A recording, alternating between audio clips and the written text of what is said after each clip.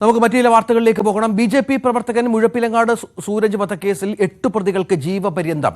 TP. Chandrasekharan വധക്കേസ് പ്രതി TK. രജീഷും മുഖ്യമന്ത്രിയുടെ press secretary PM. മനോജിന്റെ സഹോദരൻ പി.എം. മനോരാജും ഉൾപ്പെടെയുള്ളവർക്കാണ് ജീവപര്യന്തം. 11ാം പ്രതി പ്രദീപിന് 3 വർഷം കഠിന തടവ് ശിക്ഷിച്ചു. CPM വിട്ട് ബി.ജെ.പിയിൽ ചേർന്നതിന്റെ വൈരാഗ്യത്തിലായിരുന്നു സൂരജിനെ കൊന്നത്. വിധിയിൽ വളരെ സന്തോഷമുണ്ട്. 20 വർഷത്തെ നിയമപോരാട്ടത്തിന് ശേഷം മരണപ്പെട്ടയാൾക്ക് നീതി കിട്ടി എന്നതിൽ വളരെ സന്തോഷമുണ്ട്. വിധിന്യായം കിട്ടിയിട്ടില്ല, വിധി പറഞ്ഞതേ ഉള്ളൂ. അതായത് ഇതിൽ മരണപ്പെട്ട സൂരജിന്റെ ഉറ്റ സുഹൃത്ത് 21ാം സാക്ഷിയായിരുന്ന അനിൽകുമാർ, അദ്ദേഹമായിരുന്നു 6 മാസം ചികിത്സയിലുണ്ടാകുന്ന സമയത്ത് ആശുപത്രിയിൽ കൂടെ ഉണ്ടായിരുന്ന ആൾ. അദ്ദേഹം വരെ ഈ കേസിൽ കൂറുമാറിയ ഒരു അവസ്ഥ ഉണ്ടായി. അതുപോലെ ദൃക്സാക്ഷിയായിട്ടുള്ള ഒരു പ്രശാന്ത്, ഈ ഒന്നിച്ചുണ്ടായിരുന്ന കൊല്ലപ്പെടുന്ന സമയത്തിന് ഒരു സെക്കൻഡ് വരെ മുൻപ് വരെ ഒന്നിച്ചുണ്ടായിരുന്ന പ്രശാന്ത്, അവരും ഈ കേസിൽ കൂറുമാറിയിട്ടുണ്ട്. ബി.ആർ. കാർത്തിക് ഏറ്റവും പുതിയ വിവരങ്ങളുമായി ചേരും. കാർത്തിക്, CPM വിട്ട് ബി.ജെ.പിയിൽ ചേർന്നതിന്റെ വൈരാഗ്യം, രാഷ്ട്രീയ കൊലപാതകങ്ങളൊക്കെ വളരെ കാര്യമായി നടന്നിരുന്ന ഒരു സമയത്തുണ്ടായ സംഭവം കൂടിയാണ്. എന്താണ് ഈ കേസിന്റെ ഒരു പശ്ചാത്തലം, ഒപ്പം വിധിന്യായത്തിന്റെ പ്രസക്ത ഭാഗങ്ങൾ? രഞ്ജിത്ത്, കണ്ണൂർ രാഷ്ട്രീയത്തിലും കേരള രാഷ്ട്രീയത്തിലും ഏറെ ചർച്ച ചെയ്യപ്പെട്ട മുഴപ്പിലങ്ങാട് എളമ്പിലായി സൂരജ് വധക്കേസിലാണ് ഇന്ന് നിർണായകമായ വിധി തലശ്ശേരി പ്രിൻസിപ്പൽ സെഷൻസ് കോടതിയുടെ ഭാഗത്ത് നിന്നും ഉണ്ടായിരിക്കുന്നത്. 2005 ഓഗസ്റ്റിൽ 7-നായിരുന്നു കേസിനാസ്പദമായ സംഭവം. CPM വിട്ട് ബി.ജെ.പിയിൽ ചേർന്ന സൂരജിനെ രാഷ്ട്രീയ വൈരാഗ്യം വെച്ച് വെട്ടിക്കൊലപ്പെടുത്തുക കേസിലാണ് 20 വർഷത്തോളം അടുത്ത നിയമ പോരാട്ടങ്ങൾക്കൊടുവിൽ വിധി വന്നത് എന്നതാണ് ഏറെ നിർണായകം. 8 പേർക്കാണ് ജീവപര്യന്തം കഠിന തടവ് ശിക്ഷിച്ചിരിക്കുന്നത്. ഒപ്പം പിഴയുമുണ്ട്. പിഴത്തുക സൂരജിന്റെ അമ്മയ്ക്ക് കൈമാറണം എന്നാണ് ശിക്ഷാവിധിയിൽ പറഞ്ഞിരിക്കുന്നത്. ഈ 8 പ്രവർത്തകരും CPM പശ്ചാത്തലമുള്ളവരും അതോടൊപ്പം തന്നെ CPMന്റെ സജീവ പ്രവർത്തകരുമാണ് എന്നതാണ് ഏറെ ശ്രദ്ധേയം. കഴിഞ്ഞ വെള്ളിയാഴ്ച തന്നെ ഈ കേസിൽ ഉൾപ്പെട്ട 8 പ്രതികളും കുറ്റക്കാരെന്ന് കോടതി കണ്ടെത്തിയിരുന്നു. ഒരാളെ വെറുതെ വിടുകയും ചെയ്തിരുന്നു. ഈ കേസിന് ആസ്പദമായ സംഭവം നടന്ന് 20 വർഷത്തിന് ശേഷം ഇത്തരത്തിൽ ഒരു ശിക്ഷ വരുന്നു എന്നത് പ്രസക്തമാണ്. ആ ശിക്ഷയിലേക്ക് നയിച്ചത് സൂരജിന്റെ അമ്മയടക്കം നടത്തിയ നിരന്തരമായ നിയമ പോരാട്ടങ്ങളാണ് എന്നതും ഏറ്റവും ശ്രദ്ധേയമാണ്.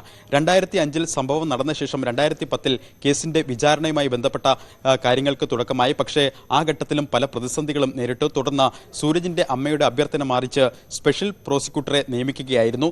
അതിനുശേഷമാണ് കേസിന് ഒരു വേഗം കൈവന്നത്.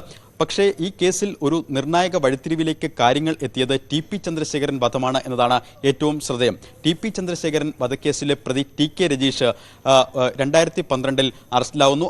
അതിനുശേഷം സൂരജ് വധവുമായി ബന്ധപ്പെട്ട് ഒരു കുറ്റസമ്മത മൊഴി ഈ ടി.കെ. രജീഷ് നൽകുന്നു. ആ കുറ്റസമ്മത മൊഴിയിൽ താനും അതോടൊപ്പം തന്നെ പി.എം. മനോരാജും, അദ്ദേഹം മുഖ്യമന്ത്രിയുടെ പ്രസ് സെക്രട്ടറി പി.എം. മനോജിന്റെ സഹോദരനാണ്, ഞങ്ങൾ രണ്ടുപേരും നേരിട്ട് കുറ്റകൃത്യത്തിൽ പങ്കെടുത്തു എന്നൊരു മൊഴി അദ്ദേഹം നൽകി. ആ മൊഴിയാണ് ഈ കേസിൽ നിർണായകമായത്. തുടർന്ന് ടി.കെ. രജീഷിനെയും അതോടൊപ്പം തന്നെ പി.എം. മനോരാജിനെയും പ്രതി ചേർത്തുകൊണ്ട് ഒരു അനുബന്ധ കുറ്റപത്രം നൽകി.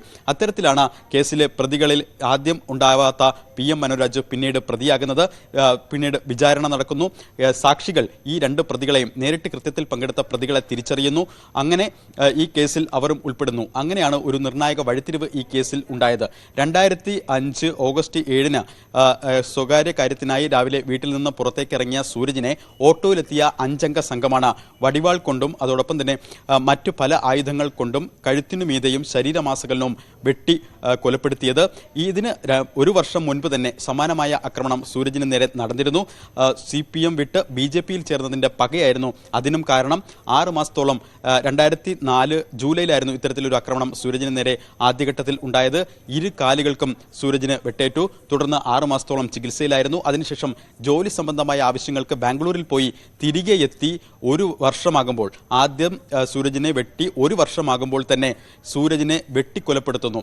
ഇത്തരത്തിലും തീരാത്ത ഒരു വൈരാഗ്യം ആണ് നേരത്തെ സ്പെഷ്യൽ പ്രോസിക്യൂട്ടർ അടക്കം ചൂണ്ടിക്കാട്ടിയത്. അതായത് സൂരജിന്റെ മൃതദേഹം അടക്കിയതിനു ശേഷം ആ ശവകുടീരത്തിന് നേരെ പോലും പല ഘട്ടങ്ങളിലും ആക്രമണം ഉണ്ടായി എന്നതും ഏറെ ഗൗരവകരമായി കോടതി പരിഗണിച്ചിരിക്കാം. അതുകൊണ്ട് തന്നെയാണ് ഇത്തരത്തിൽ ഒരു കഠിനമായ ശിക്ഷാവിധിയിലേക്ക് കോടതി എത്തിച്ചേർന്നത്. എന്തായാലും കേസിൽ ഈ സൂരജിനെ കൊന്ന ആ കുറ്റകൃത്യത്തിൽ നേരിട്ട് പങ്കെടുത്ത 5 പേർക്കും അതോടൊപ്പം തന്നെ CPM-ന്റെ പ്രാദേശിക ഭാരവാഹിത്വമുണ്ടായിരുന്ന 3 പേർ അവരാണ് ഈ ഗൂഢാലോചനയിൽ സജീവമായി പങ്കെടുത്തത് എന്നാണ് കോടതി കണ്ടെത്തിയിരിക്കുന്നത്. ഇവർക്കുമാണ് ഇപ്പോൾ ജീവപര്യന്തം കഠിന തടവും ശിക്ഷയായി വിധിച്ചിരിക്കുന്നത്. രഞ്ജിത്ത്. ശരി, VR കാർത്തിക്കാണ് വിവരങ്ങൾ പങ്കുവച്ചത്. 1 മുതൽ 2 മുതൽ 9, 8 വരെയുള്ള പ്രതികൾക്കാണ് ജീവപര്യന്തം തടവ് ശിക്ഷ. 8 പ്രതികൾക്കാണ് ഇത്തരത്തിൽ ജീവപര്യന്തം തടവ് ശിക്ഷ വിധിച്ചിരിക്കുന്നത്.